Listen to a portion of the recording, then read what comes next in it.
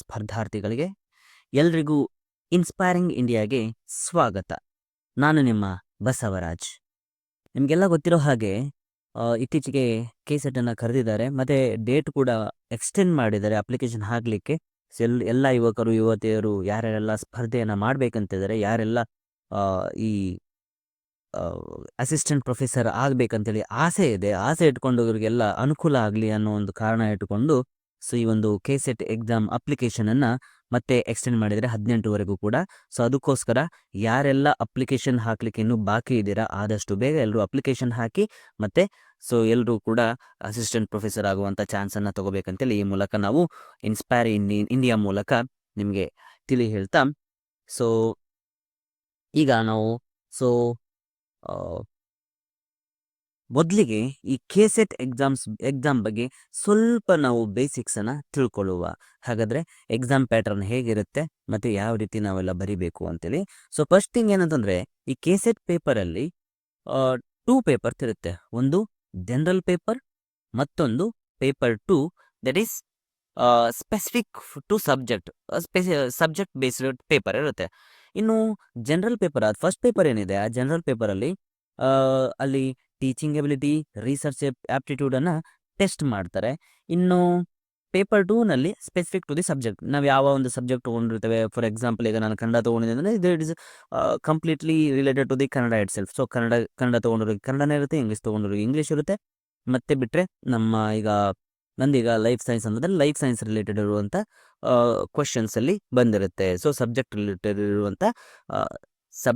Related ಇರುವಂಥ questions ಮಾತ್ರ ಬಂದಿರುತ್ತೆ. ಓಕೆ, ಇನ್ನು ಎರಡೂ ಪೇಪರಲ್ಲಿ ಕೂಡ MCQ ಕ್ವಶನ್ಸ್ ಇರುತ್ತೆ. ಸೊ ಮಲ್ಟಿಪಲ್ ಚಾಯ್ಸ್ ಕ್ವಶನ್ಸ್ ಅಂತ ಹೇಳ್ತೇವೆ. ಎರಡೂ ಪೇಪರಲ್ಲಿ ಕೂಡ ಮಲ್ಟಿಪಲ್ ಚಾಯ್ಸ್ ಕ್ವಶನ್ಸ್ ಇರುತ್ತೆ. ಸೊ ಪ್ರತಿ ಕ್ವಶನ್ಗೂ ಕೂಡ 2 ಮಾರ್ಕ್ಸ್ ಇರುತ್ತೆ. ಇನ್ನು ಫಸ್ಟ್ ಪೇಪರ್ ಅಂದರೆ ಪೇಪರ್ 1 ಏನಿದೆ, ಅದರಲ್ಲಿ 50 ಕ್ವಶನ್ಸ್ ಇರುತ್ತೆ. 50 ಕ್ವಶನ್ಸು. ಸೊ ಪ್ರತಿ ಕ್ವಶನ್ಗೆ ಸರಿಯಾದ ಆನ್ಸರ್ ಮಾಡಿದ್ರೆ 2 ಮಾರ್ಕ್ಸ್ ಸಿಗುತ್ತೆ. ಅಂದರೆ ಟೋಟಲ್ 50 ಕ್ವಶನ್ಗೆ 100 ಮಾರ್ಕ್ಸ್ ಸಿಗುತ್ತೆ ಫಸ್ಟ್ ಪೇಪರಲ್ಲಿ, ಪೇಪರ್ 1ನಲ್ಲಿ. ಇನ್ನು ಪೇಪರ್ 2ನಲ್ಲಿ 100 ಕ್ವಶನ್ಸ್ ಇರುತ್ತೆ.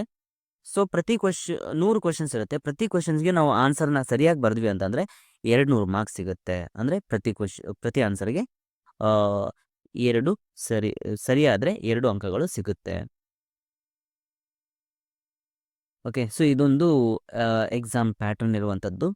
ಮತ್ತು ಹಾಗೆ ಸೊ ಎಕ್ಸಾಮ್ ಪ್ಯಾಟರ್ನ್ ಬಗ್ಗೆ ತಿಳ್ಕೊಂಡ್ವಿ. ಈಗ ನಾವು 2020ರಲ್ಲಿ ಆದಂಥ KCET ಎಕ್ಸಾಮಿನ ಜನರಲ್ ಕ್ವಶನ್ ಪೇಪರನ್ನು ಸಾಲ್ವ್ ಮಾಡಲಿಕ್ಕೆ ನಾವು ಪ್ರಾರಂಭ ಮಾಡುವ. ನಿಮಗೆಲ್ಲ ಗೊತ್ತಿದ್ದೋ ಹಾಗೆ, ನಾವು ಒಂದು ಎಕ್ಸಾಮ್ ಬಗ್ಗೆ ಪೂರ್ತಿಯಾಗಿ ತಿಳ್ಕೊಬೇಕಂತಂದರೆ ಒಂದೇ ಸರಿ ಸಿಲೆಬಸ್ಗೆ ಹೋದರೆ ನಮಗೆಲ್ಲ ಅರ್ಥ ಆಗಲ್ಲ. ಸಿಲೆಬಸ್ಸಲ್ಲಿ ಹೋದರೂ ಕೂಡ ನಾವು ಯಾವ ಕ್ವಶನ್ಗೆ ಯಾವ ರೀತಿ ನಾವು ಆನ್ಸರ್ ಮಾಡಬೇಕು ಅಂತ ಗೊತ್ತಾಗಬೇಕಾದ್ರೆ, ಸೊ ಫಸ್ಟ್ ನಾವು ಯಾವ ರೀತಿ ಕ್ವಶನ್ಸ್ ಬರುತ್ತೆ, ಯಾವ ಒಂದು ಟಾಪಿಕ್ ಮೇಲೆ ಜಾಸ್ತಿ ಫೋಕಸ್ ಮಾಡ್ತಾ ಇದ್ದಾರೆ, ಹಾಗಾದರೆ ನಾವು ಏನನ್ನು ಓದಬೇಕು ಅಂತ ಗೊತ್ತಾಗಬೇಕಾದ್ರೆ ಮೊದಲಿಗೆ ನಾವು ಕ್ವಶನ್ ಪೇಪರನ್ನು ಸಾಲ್ವ್ ಮಾಡಬೇಕಾಗುತ್ತೆ. ಸೊ ಅದಕ್ಕೋಸ್ಕರ ನಾವು ಈ ಜನರಲ್ ಅಥವಾ ಪೇಪರ್ 1ಅನ್ನು ನಾವು ಒಂದು ಕ್ವಶನ್ ಪೇಪರನ್ನು ಸಾಲ್ವ್ ಮಾಡೋದ್ರ ಮೂಲಕ ಸ್ಟಾರ್ಟ್ ಮಾಡುವ. ಸೊ ಇದು 2020ನೇ ವರ್ಷದ KCET ಪೇಪರ್ ಕ್ವಶನ್ ಇರುವಂಥದ್ದು. So what type of communication that is through television. So ಇನ್ನೊಂದ್ಸರಿ ಹೇಳ್ತೇನೆ ಕನ್ನಡದಲ್ಲಿ. ಸೊ ಟೆಲಿವಿಷನ್ ಮೂಲಕ ನಡೆಯುವ ಸಂವಹನವನ್ನು ಏನೆಂದು ಕರೆಯುತ್ತಾರೆ ಅಂತ ಪ್ರಶ್ನೆ ಇದೆ. ಓಕೆ, ಸೊ ಆಪ್ಷನ್ ಎ ಆಂತರಿಕ ಸಂವಹನ, ಆಪ್ಷನ್ ಬಿ ಸಾರ್ವಜನಿಕ ಸಂವಹನ, ಆಪ್ಷನ್ ಸಿ ಸಮೂಹ ಸಂವಹನ, ಆಪ್ಷನ್ ಡಿ ಸಮೂಹ ಮಾಧ್ಯಮ ಸಂವಹನ. ಸೊ ಇಂಗ್ಲೀಷಲ್ಲಿ ಇನ್ನೊಂದ್ಸರಿ ಹೇಳ್ತೇನೆ. So what type of communication that is through television. So option A, intrapersonal communication. Option B, public communication. Option C, mass communication. Option D, mass media communication. So ಉತ್ತರ ಗೊತ್ತಿದ್ದರೆ ಕಮೆಂಟಲ್ಲಿ ನೀವು ಕಮೆಂಟ್ ಮಾಡ್ಬೋದು. ಸೊ ಈ question ಏನಪ್ಪ ಅಂತಂದರೆ, television ಮೂಲಕ ನಡೆಯುವ ಸಂವಹನವನ್ನು ನಾವು ಏನಂತ ಕರಿತೇವೆ ಅಂತ ಅರ್ಥ. ಇಲ್ಲಿ ಆಪ್ಷನ್ ಎ ಏನಿದೆ, ಸೊ ಆಂತರಿಕ ಸಂವಹನ ಅಥವಾ ಇಂಟರ್ಪರ್ಸನಲ್ ಕಮ್ಯುನಿಕೇಶನ್ ಅಂತ ಹೇಳ್ತೇವೆ. ಇಂಟ್ರಾಪರ್ಸನಲ್ ಕಮ್ಯುನಿಕೇಶನ್ ಅಂತಂದರೆ ಸೊ ನಮ್ಮಲ್ಲಿ ನಾವೇ ಮಾತಾಡ್ಕೊಳ್ಳುವಂಥದ್ದು ಅಥವಾ ಥಿಂಕಿಂಗ್ ಅಂತ ಕೂಡ ನಾವು ಹೇಳ್ಕೊಬೋದು. ಅದಕ್ಕೆ ನಾವು ಇಂಟ್ರಾಪರ್ಸನಲ್ ಕಮ್ಯುನಿಕೇಶನ್ ಅಂತ ಹೇಳ್ಕೊಳ್ತೇವೆ. ಸೊ ಹಾಗಾಗಿ ಇದು ಟೆಲಿವಿಷನ್ ಮೂಲಕ ನಡೆಯುವಂಥ ಸಂವಹನ ಆಗಲ್ಲ. ಓಕೆ, ಇನ್ನು ನೆಕ್ಸ್ಟ್ ಪಬ್ಲಿಕ್ ಕಮ್ಯುನಿಕೇಶನ್ ಅಂತಿದೆ. ಆಪ್ಷನ್ ಬಿ ಪಬ್ಲಿಕ್ ಕಮ್ಯುನಿಕೇಶನ್ ಅಲ್ಲಿ ಏನಾಗುತ್ತೆ, so with the large number of public ಅಲ್ಲಿ ನಾವು ಮಾತನಾಡುವುದಕ್ಕೆ ನಾವು ಪಬ್ಲಿಕ್ ಕಮ್ಯುನಿಕೇಶನ್ ಅಂತ ಹೇಳ್ತೇವೆ. Okay, large number of public ಮುಂದೆ ನಾವು ಮಾತಾಡುವಂಥದ್ದಕ್ಕೆ ಪಬ್ಲಿಕ್ ಕಮ್ಯುನಿಕೇಶನ್ ಅಥವಾ ಸಾರ್ವಜನಿಕ ಸಂವಹನ ಅಂತ ಕರಿತೇವೆ. ಹಾಗಾದ್ರೆ ಇದು ಕೂಡ ಟೆಲಿವಿಷನ್ ಮೂಲಕ ನಡೆಯುವಂಥ ಸಂವಹನ ಅಲ್ಲ. ಇನ್ನು ನೆಕ್ಸ್ಟ್ ಈಸ್ ಆಪ್ಷನ್ ಸಿ ಏನಿದೆ, ಮಾಸ್ ಕಮ್ಯುನಿಕೇಶನ್ ಇದೆ. Option D mass media communication ಇದೆ. ಎರಡರಲ್ಲಿ ಯಾವ್ದಾಗಿರ್ಬೋದು ಹಾಗಾದ್ರೆ? ಸೊ ಮಾಸ್ ಮೀಡಿಯಾ ಕಮ್ಯುನಿಕೇಶನ್ ಅಥವಾ ಮತ್ತೆ ಮಾಸ್ ಕಮ್ಯುನಿಕೇಶನ್ ಅಂತಂದ್ರೆ ಏನು? ಸೊ ಥ್ರೂ ದಿ ಟೆಲಿವಿಷನ್ ಮೂಲಕ ನಡೆಯುವಂತ ಒಂದು ಕಮ್ಯುನಿಕೇಶನ್ಗೆ ನಾವು ಮಾಸ್ ಕಮ್ಯುನಿಕೇಶನ್ ಅಂತ ಹೇಳ್ತೇವೆ. So option C is right. ಹಾಗಾದ್ರೆ ಆಪ್ಷನ್ ಡಿ ಏನು ಹೇಳುತ್ತೆ? So mass media communication. ನೋಡಿ, ನಾವಿವಾಗ ಟೆಲಿವಿಷನ್ ಮೂಲಕ ನಾವೇನು ಕಮ್ಯುನಿಕೇಟ್ ಮಾಡ್ತೇವೆ ಅದಕ್ಕೆ ನಾವು ಮಾಸ್ ಕಮ್ಯುನಿಕೇಶನ್ ಅಂತ ಕರಿತೇವೆ. ಸೊ ಆ ಟೆಲಿವಿಷನ್ ಮೂಲಕ ನಾವೇನು ಕಮ್ಯುನಿಕೇಟ್ ಮಾಡಲಿಕ್ಕೆ ಚಾನಲ್ಸ್ ಅನ್ನ ಅಥವಾ ಮೆಥಡ್ಸ್ ಅನ್ನ ಯೂಸ್ ಮಾಡ್ತೇವೆ, so that is nothing but mass media communication. Okay, ಹಾಗಾಗಿ so what type of communication that is through television, that is nothing but option C mass communication. ಎರಡನೇ ಪ್ರಶ್ನೆ, ಸಮುದಾಯ ರೇಡಿಯೋವಿನ ಭೌಗೋಳಿಕ ವಿಸ್ತರಣೆ ಎಷ್ಟು ಅಂತ ಕೇಳಿದ್ದು. ಓಕೆ, ಅಥವಾ ಇಂಗ್ಲಿಷಲ್ಲಿ so what is the geographical reach of community radio? So option A 50 kilometre, option B 20 kilometres, option C 15 kilometre, option D 10 kilometres. ಹಾಗಾದ್ರೆ ಯಾವ್ದಾಗಿರುತ್ತೆ ಇದರಲ್ಲಿ? ಸೊ ಸಮುದಾಯ ರೇಡಿಯೋವಿನ ಭೌಗೋಳಿಕ ವಿಸ್ತರಣೆ ಎಷ್ಟು ಅಂತಂದ್ರೆ ಆಪ್ಷನ್ ಡಿ 10 ಆಗಿರುತ್ತೆ. ಸೊ ಫಾರ್ ಎಕ್ಸಾಂಪಲ್, ಆ ಒಂದು ಪ್ರದೇಶದಲ್ಲಿರುವಂಥ FM ಏನಿದೆ, ಆ FM ಆ ಕಮ್ಯುನಿಟಿ ಅಂದರೆ ಯಾವೊಂದು ಪ್ಲೇಸಲ್ಲಿ ಆ ಒಂದು FM ಅನ್ನ ಇನ್ಸ್ಟಾಲ್ ಮಾಡಿರ್ತಾರೆ, ಅಲ್ಲಿಂದ ಒಂದು 10 ಕಿಲೋಮೀಟರ್ಸ್ವರೆಗೂ ಕೂಡ ಅದರ ವ್ಯಾಪ್ತಿ ಇರ್ತದೆ, ಅದರ ವಿಸ್ತರಣೆ ಇರ್ತದೆ. ಓಕೆ, ಹಾಗಾಗಿ ಸಮುದಾಯ ರೇಡಿಯೋವಿನ ಭೌಗೋಳಿಕ ವಿಸ್ತರಣೆ ಎಷ್ಟಾಗಿರ್ತದೆ ಅಂತಂದ್ರೆ 10 ಕಿಲೋಮೀಟರ್ಸ್. ಸೊ ಮುಂದಿನ ಪ್ರಶ್ನೆ ಯಾವುದಂತಂದ್ರೆ, ಜನಧ್ವನಿ ಸಮುದಾಯ ರೇಡಿಯೋ ಎಲ್ಲಿದೆ ಅಂತ. ಸೊ ಇಂಗ್ಲಿಷಲ್ಲಿ ಮತ್ತೊಂದ್ಸರಿ ಹೇಳ್ತೇನೆ, Janadhwani community radio is located in which place?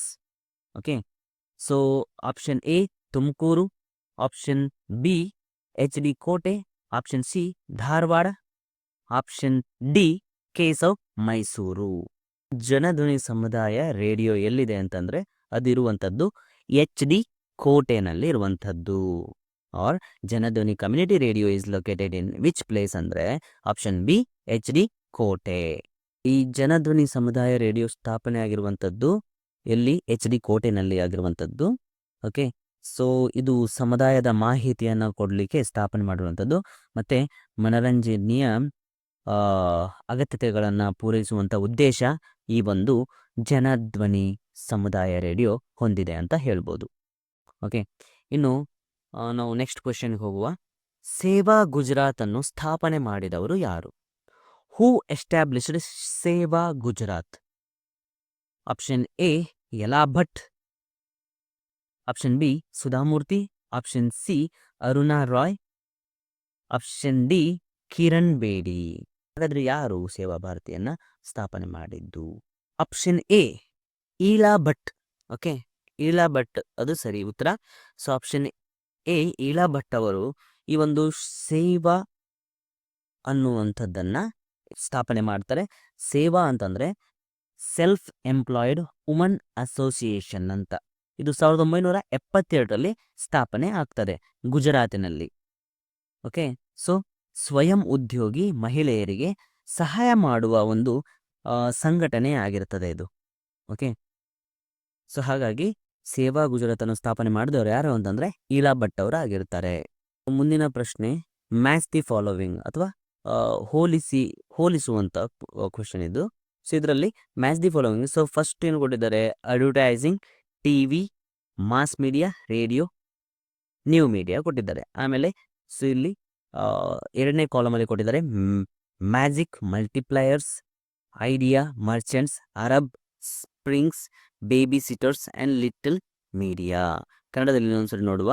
So ಈ ಕೆಳಗಿನವುಗಳನ್ನು ಹೋಲಿಸಿ. ಸೊ ಎ ಜಾಹೀರಾತು, ಬಿ ಟೆಲಿವಿಷನ್, ಸಿ ಸಮೂಹ ಮಾಧ್ಯಮ, ಡಿ ರೇಡಿಯೋ, ಇ ನವಮಾಧ್ಯಮ. ಇಲ್ಲಿ ಇನ್ನೊಂದು ಕಾಲಮಲ್ಲಿ ಕೊಟ್ಟಿದ್ದಾರೆ. ಸೊ 1 ಮಾಂತ್ರಿಕ ಬಹುರೂಪಿ, 2 ವಿಷಯ ಮಾರಾಟ, 3 ಅರಬ್ ಸ್ಪ್ರಿಂಗ್, 4 ಶಿಶುಪಾಲಕಿ, 5 ಕಿರು ಮಾಧ್ಯಮ. ಅಡ್ವರ್ಟೈಸಿಂಗ್ ಅದೊಂದು ಐಡಿಯಾ ಮರ್ಚೆಂಟ್ಸ್ ಆಗಿರುತ್ತದೆ. ಇನ್ನು ಟಿವಿ ಏನಾಗಿದೆ, ಇದು ಬೇಬಿ ಸಿಟರ್ಸ್ಗೆ ರಿಲೇಷನ್ ಹೊಂದಿದೆ. ಇನ್ನು ಮಾಸ್ ಮೀಡಿಯಾ ಏನಿದೆ, ಮಾಸ್ ಮೀಡಿಯಾ ಈಸ್ ಮ್ಯಾಜಿಕ್ ಮಲ್ಟಿಪ್ಲೈಯರ್ಗೆ ರಿಲೇಷನ್ ಹೊಂದಿದೆ. ಇನ್ನು ರೇಡಿಯೋ ಏನಿದೆ, radio is little media. And finally that ಈ ನ್ಯೂ ಮೀಡಿಯಾ ಏನಿದೆ, ನ್ಯೂ ಮೀಡಿಯಾ ಅರಬ್ ಸ್ಪ್ರಿಂಗಿಗೆ ಹೊಂದಿಸ್ಬೋದು. ಸೊ ಹಾಗಾಗಿ option B A2, B4, C1, D5 and E3 is correct answer. 6ನೇ ಪ್ರಶ್ನೆ ಒಂದ್ಸರಿ ಓದೋಣ.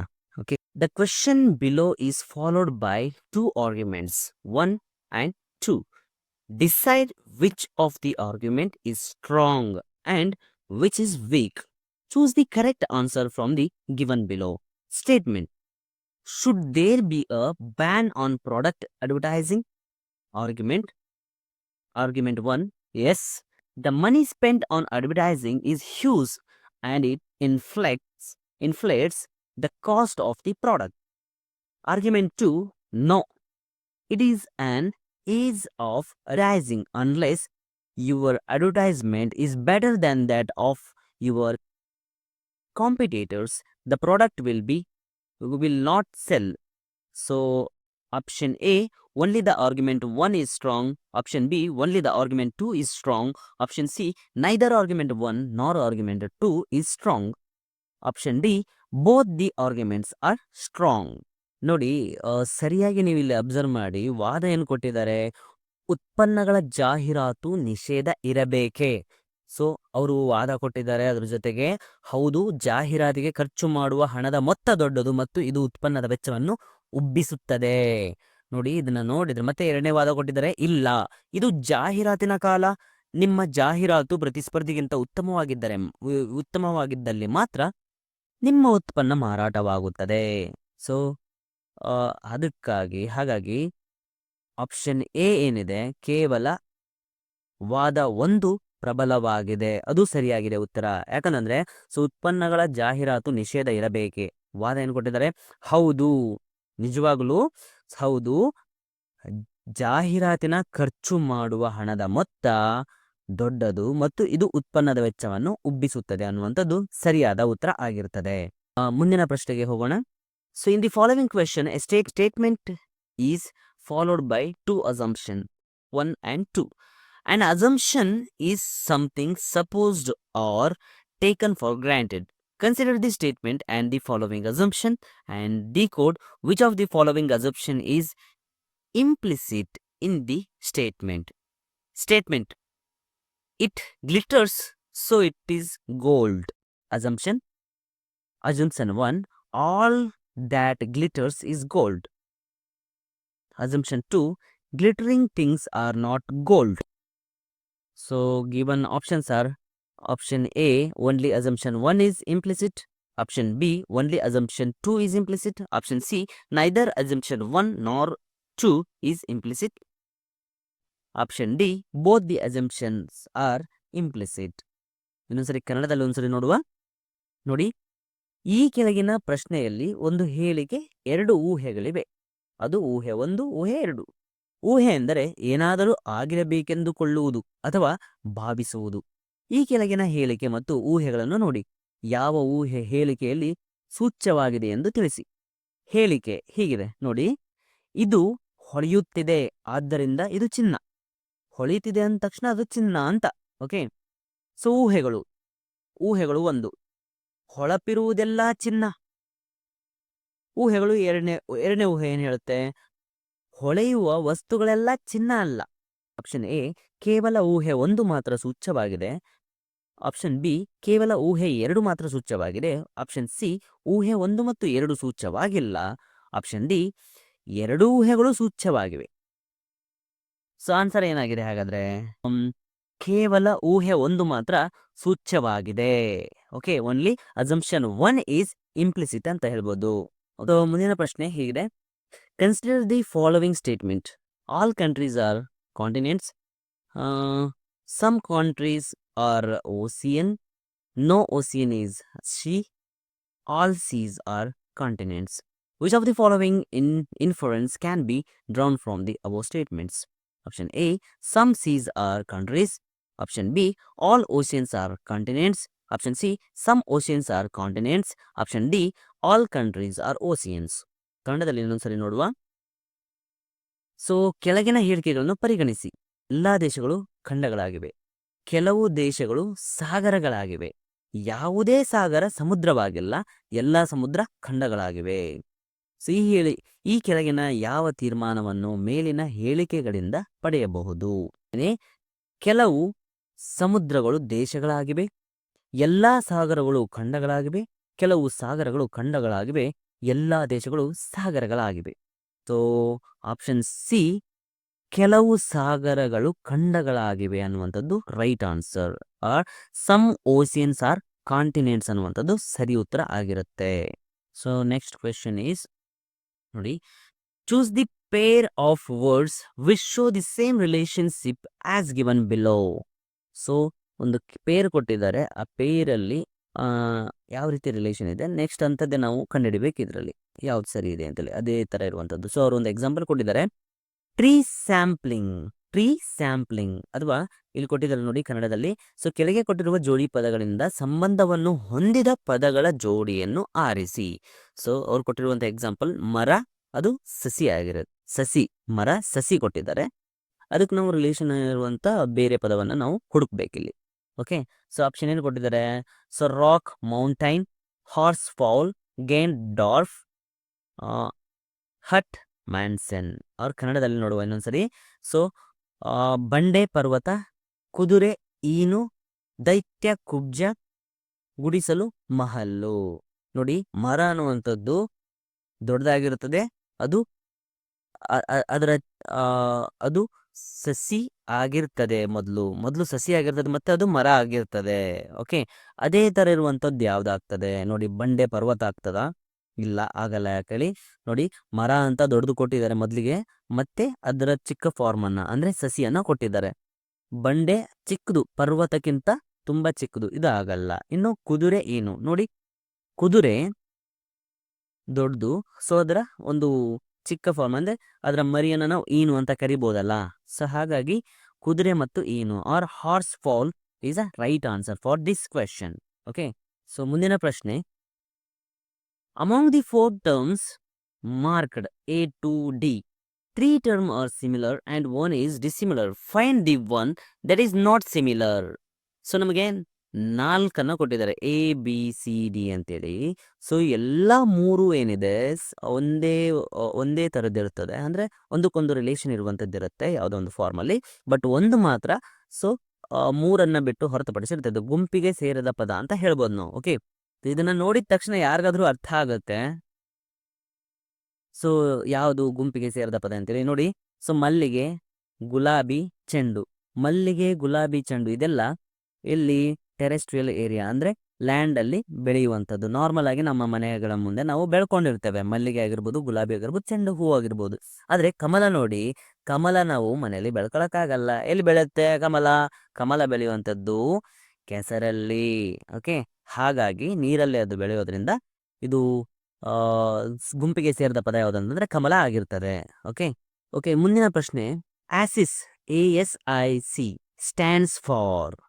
ಓಕೆ, ಸೊ ASIC ಅಂದ್ರೆ ಏನು, ಅದರ ಲಾಂಗ್ ಫಾರ್ಮ್ ಏನು ಅಂತ ಕೇಳಿದ್ದಾರೆ. ಓಕೆ, ಸೊ ಆಪ್ಷನ್ ಎ ಕೊಟ್ಟಿರುವಂಥದ್ದು American specific instruction code.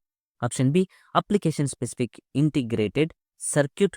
Option C application specific instruction code. Option D American standard input code. ಯಾವ್ದಾಗಿರುತ್ತೆ?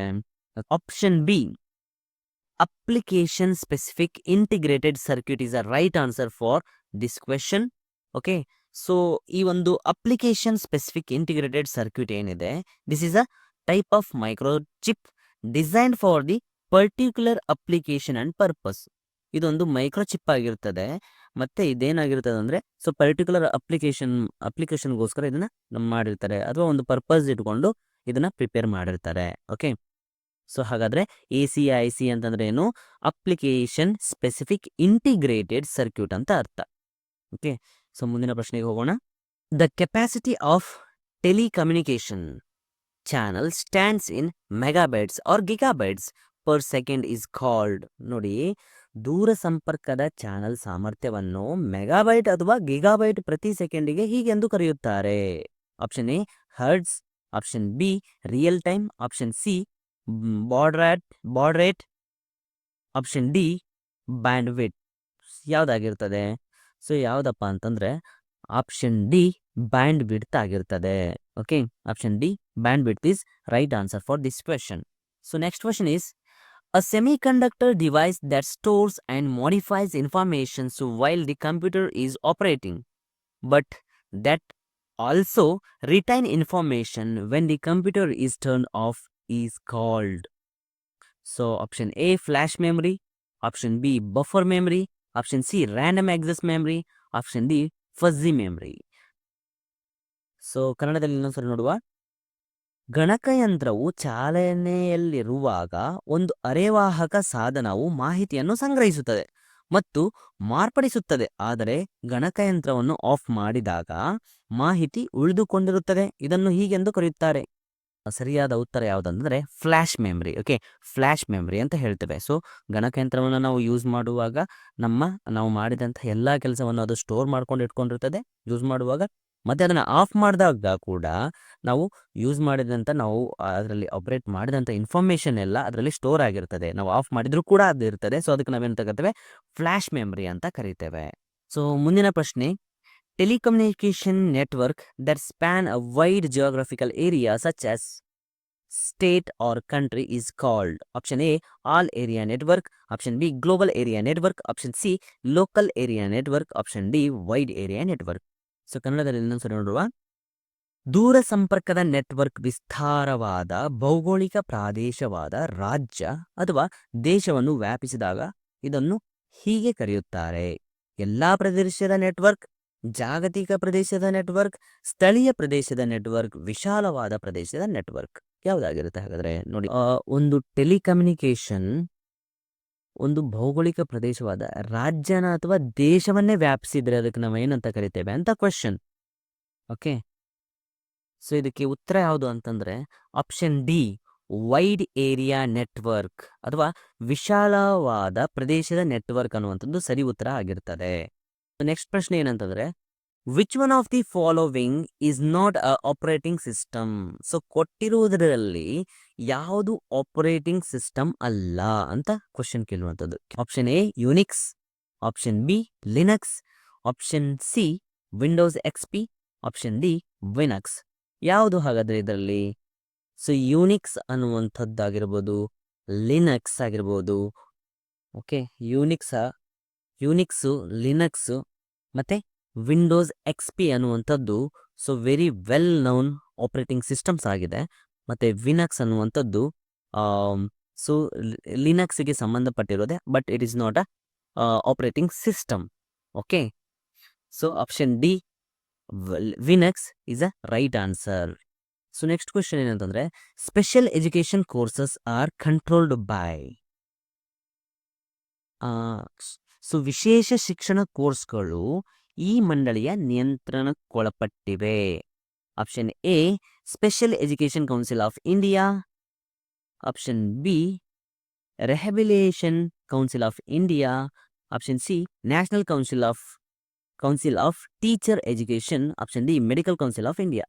So rehabilitation council of India ಆಗಿರ್ತದೆ, ಅಥವಾ ಭಾರತೀಯ ಪುನರ್ವಸತಿ ಮಂಡಳಿ ಏನಿದೆ ವಿಶೇಷ ಶಿಕ್ಷಣ ಕೋರ್ಸ್ಗಳನ್ನು ನಿಯಂತ್ರಿಸುವಂಥದ್ದು. ಓಕೆ, ಮುಂದಿನ ಪ್ರಶ್ನೆ, the scheme introduced by government to bridge the gap in the skills to use computing devices by the urban and rural teachers.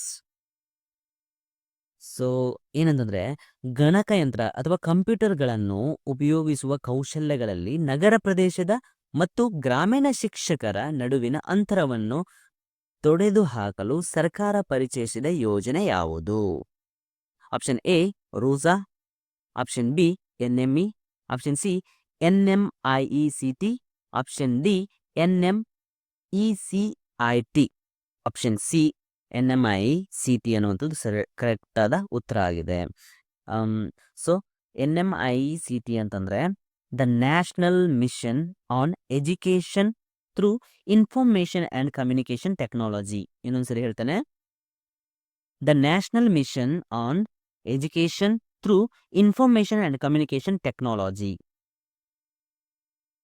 Okay, ಇನ್ನು ಮುಂದಿನ ಪ್ರಶ್ನೆಗೆ ಹೋಗೋಣ. ಸೊ ನೆಕ್ಸ್ಟ್ ಕ್ವೆಶನ್ ಈಸ್, ಜ್ಞಾನ ವಿಜ್ಞಾನ ವಿಮುಕ್ತಯೇ ಈಸ್ ದ ಮೋಟೋ ಆಫ್. ಜ್ಞಾನ ವಿಜ್ಞಾನ ವಿಮುಕ್ತಯೇ ಎಂಬ ಧ್ಯೇಯವಾಕ್ಯ ಹೊಂದಿದ ಸಂಸ್ಥೆ ಯಾವುದು ಅಂತ ಪ್ರಶ್ನೆ. ಸೊ ಆಪ್ಷನ್ ಎ IGNOU, ಜನ ವಿಜ್ಞಾನ ಆಯೋಗ.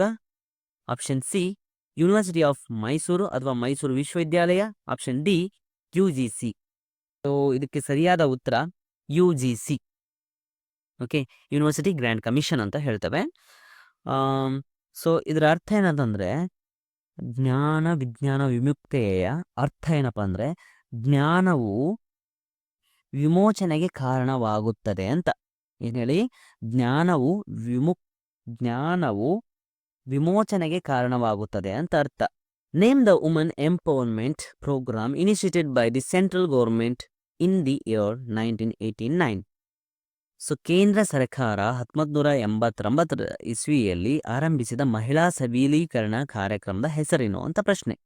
ಆಪ್ಷನ್ ಎ ಮಹಿಳಾ ಕಲ್ಯಾಣ, ಆಪ್ಷನ್ ಬಿ ಮಹಿಳಾ ಸಮಾಖ್ಯ, ಆಪ್ಷನ್ ಸಿ ಮಹಿಳಾ ಜಾಗೃತಿ, ಆಪ್ಷನ್ ಡಿ ಮಹಿಳಾ ಆಂದೋಲನ. ರೈಟ್ ಆನ್ಸರ್ ಆಪ್ಷನ್ ಬಿ ಮಹಿಳಾ ಸಮಾಖ್ಯ ಅನ್ನುವಂಥದ್ದು ರೈಟ್ ಆನ್ಸರ್. ಓಕೆ, ಇದೊಂದು ಮಹಿಳಾ ಸಬಲೀಕರಣ ಕಾರ್ಯಕ್ರಮವಾಗಿದೆ. ಸೊ ಗ್ರಾಮೀಣ ಪ್ರದೇಶದ ಮಹಿಳೆಯರಿಗಾಗಿ ಇದನ್ನ ಮಾಡಿರುವಂಥದ್ದು. ಆ್ಯಂಡ್ ಇದನ್ನ ಮೇನ್ಲಿ ಯಾವುದಕ್ಕೋಸ್ಕರ ಫೋಕಸ್ ಮಾಡಿದ್ದಾರೆ ಅಂತಂದ್ರೆ, ಸೊ ಮಹಿಳೆಯರ ಶಿಕ್ಷಣ, ಆರೋಗ್ಯ ಮತ್ತೆ ಆರ್ಥಿಕ ಸಬಲೀಕರಣ. ಸೊ ಮತ್ತೆ ಈ ಶಿಕ್ಷಣ, ಆರೋಗ್ಯ, ಆರ್ಥಿಕ ಸಬಲೀಕರಣ ಮಾಡೋದ್ರ ಮೂಲಕ ಸೊ ಮಹಿಳೆಯರಲ್ಲಿ ಬದಲಾವಣೆಯನ್ನು ತರುವುದು ಈ ಒಂದು ಮಹಿಳಾ ಸಮಾಖ್ಯದ ಒಂದು ಮುಖ್ಯ ಉದ್ದೇಶವಾಗಿದೆ. ಕೊನೆಯ ಪ್ರಶ್ನೆ ಫಸ್ಟ್ ಲಿಸ್ಟಲ್ಲಿ ಇದೆ. ಸೊ ಸ್ಯಾಮ್ ಪಿತ್ರೋಡಾ ಸಮಿತಿ, ಜ್ಞಾನಂ ಸಮಿತಿ, ಯಶ್ಪಾಲ್ ಸಮಿತಿ, ಶರ್ಮಾ ಸಮಿತಿ ಕೊಟ್ಟಿದ್ದಾರೆ. ಇನ್ನು ಈ ಕಡೆ ಉನ್ನತ ಶಿಕ್ಷಣ ಮತ್ತು ಸಂಶೋಧನಾ ಆಯೋಗ, 1500 ವಿಶ್ವವಿದ್ಯಾಲಯಗಳು, ಭಾರತೀಯ ವಿಜ್ಞಾನ ಶಿಕ್ಷಣ ಸಂಶೋಧನಾ ಸಂಸ್ಥೆ ISER, ಉನ್ನತ ಶಿಕ್ಷಣ ಮತ್ತು ಸಂಶೋಧನೆಗಳ ರಾಷ್ಟ್ರೀಯ ಆಯೋಗ. ಇದು ಯಾವ ಸಮಿತಿ ಯಾವುದಕ್ಕೆ ಸಂಬಂಧಪಟ್ಟಿದೆ ಅನ್ನುವಂಥದ್ದನ್ನ ನಾವಿಲ್ಲಿ ಹೇಳಬೇಕಾಗುತ್ತೆ. ಓಕೆ, ನೋಡಿ, ಫಸ್ಟು ಶ್ಯಾಮ್ ಪಿತ್ರೋಡಾ ಸಮಿತಿ ಇದೆ. ಶ್ಯಾಮ್ ಪಿತ್ರೋಡಾ ಸಮಿತಿ ಏನಿದೆ 1500 ವಿಶ್ವವಿದ್ಯಾಲಯಗಳಿಗೆ ಸಂಬಂಧಪಟ್ಟಿರುವಂಥ ಸಮಿತಿಯಾಗಿದೆ. ಇನ್ನು ನೆಕ್ಸ್ಟ್ ಜ್ಞಾನಂ ಸಮಿತಿ ಏನಿದೆ, ಇದು ಉನ್ನತ ಶಿಕ್ಷಣ ಮತ್ತು ಸಂಶೋಧನೆಗಳ ರಾಷ್ಟ್ರೀಯ ಆಯೋಗಕ್ಕೆ ಸಂಬಂಧಪಟ್ಟಿರುವಂಥ ಸಮಿತಿಯಾಗಿದೆ. ಇನ್ನು ಯಶ್ಪಾಲ್ ಸಮಿತಿ ಏನಾಗಿದೆ, ಉನ್ನತ ಶಿಕ್ಷಣ ಮತ್ತು ಸಂಶೋಧನಾ ಆಯೋಗಕ್ಕೆ ಸಂಬಂಧಪಟ್ಟಿರುವಂಥ ಸಮಿತಿಯಾಗಿದೆ. ಇನ್ನು ಕೊನೆಯದಾಗಿ ಶರ್ಮಾ ಸಮಿತಿ ಏನಿದೆ, ಅದು ಭಾರತೀಯ ವಿಜ್ಞಾನ ಶಿಕ್ಷಣ ಮತ್ತು ಸಂಶೋಧನಾ ಸಂಸ್ಥೆಗೆ ಸಂಬಂಧಪಟ್ಟಿರುವಂಥ ಸಮಿತಿಯಾಗಿದೆ. ಹಾಗಾಗಿ so option A 2A2 B4 C1 D3 is right answer for this question.